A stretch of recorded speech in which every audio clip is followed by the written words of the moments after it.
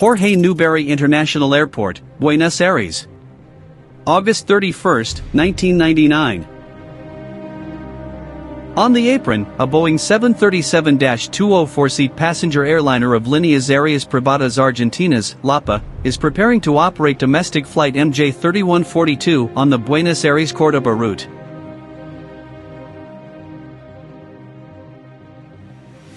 "103 people, 98 passengers and 5 crew members, board the Boeing.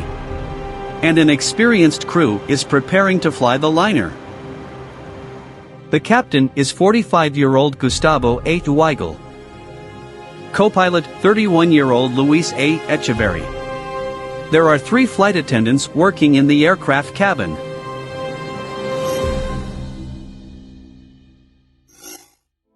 In the 1990s, the privately owned low-cost airline LAPA was a major player in the air travel market in Argentina, and by the end of the decade carried at least 30% of total domestic air passengers, thereby breaking the monopoly of Argentina's national airline Aerolíneas Argentinas and its subsidiary Austral Líneas Aéreas. At the same time, the growth of LAPA Airline occurred almost exponentially. In February 1993, the first Boeing 737 appeared in its fleet, and in September 1995, directly from the factory, the first Boeing 757 arrived. In addition, the airline became the first Latin American operator of the Boeing 737-700, and in 1999 its fleet included 14 Boeing 737-200, 4 Boeing 737-700, 2 Boeing 757 and 1 Boeing 767. But such rapid growth was due to low prices for air tickets in conditions of total economy, including, airliners did not undergo scheduled checks properly, and pilot training was carried out with violations, including the lack of the required number of simulators and instructions that were not translated from English, although many did not speak it. As a result, pilots flew planes that were known to be faulty and over time became accustomed to ignoring various warning signals. According to the flight plan, our flight was scheduled to depart at 2036, but before departure, a problem was detected in the left engine, so 3 aircraft technicians tried to fix the problem, due to which the flight's departure was delayed by 15 minutes.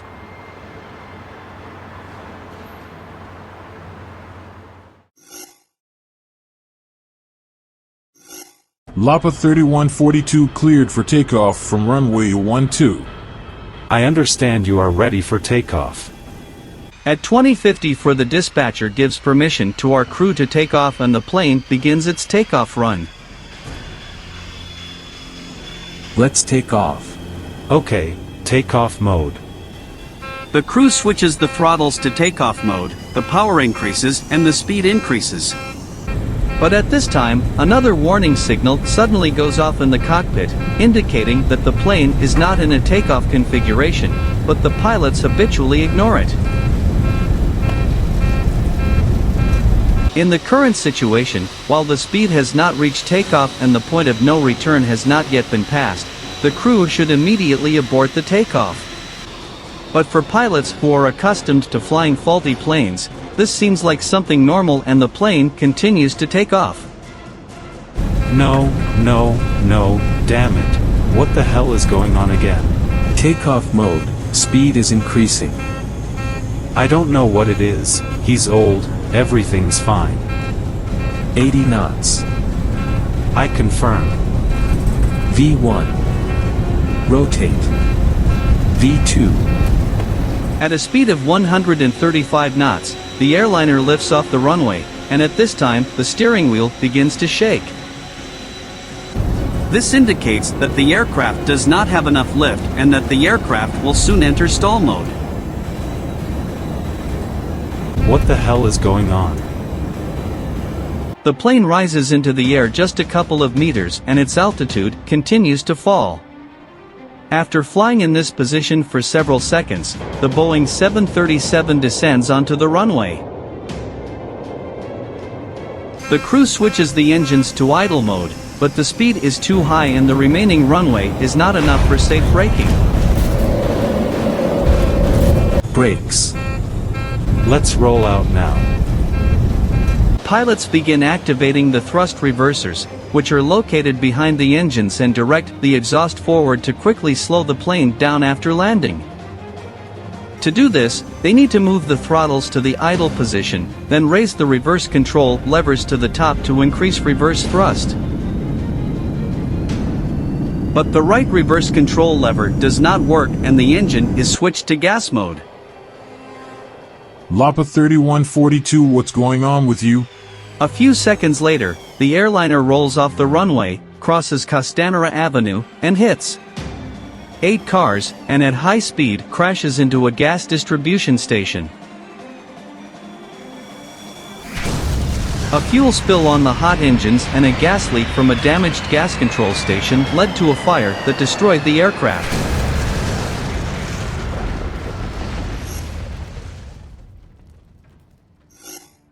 A plane crash in Buenos Aires instantly takes the lives of 65 people, 3 crew members, both pilots and chief stewardess Tantos, and 60 passengers on board the plane, as well as 2 people on Costanera Avenue. 37 people survived, having received injuries of varying severity. This incident is the second largest in terms of the number of victims in the history of Argentina.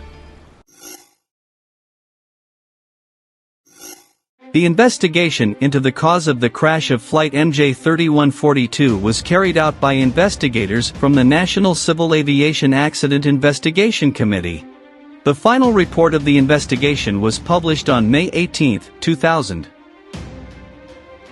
During preparations for departure, the crew of our plane forgot to perform a very important procedure to lower the flaps. Since the pilots were constantly distracted and engaged in extraneous conversations while preparing the plane for takeoff, the checklist was not completed in full and the pilots simply forgot to lower the flaps, which led to insufficient lifting force of the airliner. This error was largely due to the lack of communication between both pilots, who discussed their personal lives more than the execution of the checklist, thereby violating the sterile cockpit rule, since the chief flight attendant was in the cockpit with them. Then, at the moment of takeoff, the GPWS sound alarm sounded, warning about the non-takeoff configuration of the aircraft, but the crew ignored it. None of the pilots suspected that the signal was not false. When investigators reviewed the biographies of both pilots of Flight 3142, it was determined that the captain had undergone periodic inspections with violations, which was largely facilitated by his poor knowledge of the English language in which the instructions were printed.